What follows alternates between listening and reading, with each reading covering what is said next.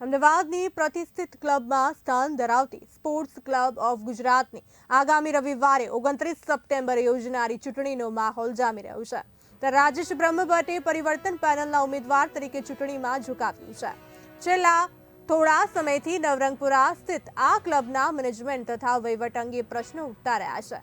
ત્યારે ક્લબની ગરિમા પાછી લાવીને અને તમામ સભ્યોનું માન જળવવાના વચન સાથે રાજેશ બ્રહ્મભટ્ટે ચૂંટણી જીતવાનો મક્કમ નિર્ધાર વ્યક્ત કર્યો છે.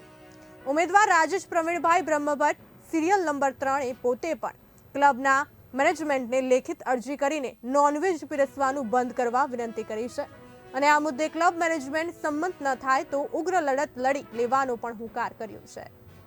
એની અંદર મેં મારી ઉમેદવારી કરી છે. રાજેશ પ્રવીણભાઈ બ્રહ્મભટ્ટ પરિવર્તન પેનલના એક ઉમેદવાર તરીકે લડું છું. સભ્યોનો અવાજ બનું છું. 9000 મતદારો છે. અમારી 7000 અમદાવાદના છે, બાકીના બહારના છે. 7000 માંથી 3000 જૈન લોકો છે, 1000 પટેલ લોકો છે, બાકીના હિન્દુ સમાજ સનાતન ધર્મના લોકો છે. નોનવેજ વેચે છે સ્પોર્ટ્સ ક્લબના લોકો, એની સામે મારો વિરોધ છે. એ વિરોધ ચાલુ રાખીશ. મારી જાનનું જોખમ છે. મને ધાક ધમકીઓ મળે છે. હું પોલીસ પ્રોટેક્શન માંગવાનો છું. ચૂંટણીની અંદર હું વિજય થવાનો છું. એ અત્યારે અમને ખબર પડી છે. એનો ભય લાગી ગયો છે. ખૂબ જ કૌભાંડો કર્યા છે. નવી ક્લબ બનાવી એની અંદર બી કૌભાંડો ચાલ્યા છે. બધા બિલ્ડરો છે આ વહીવટ કરનારાઓ. કેમ પોતાની જમીનની અંદર લિટિગેશન વાળી જમીન લેતા નથી? કેમ એની અંદર પોતે ધંધા કરે છે?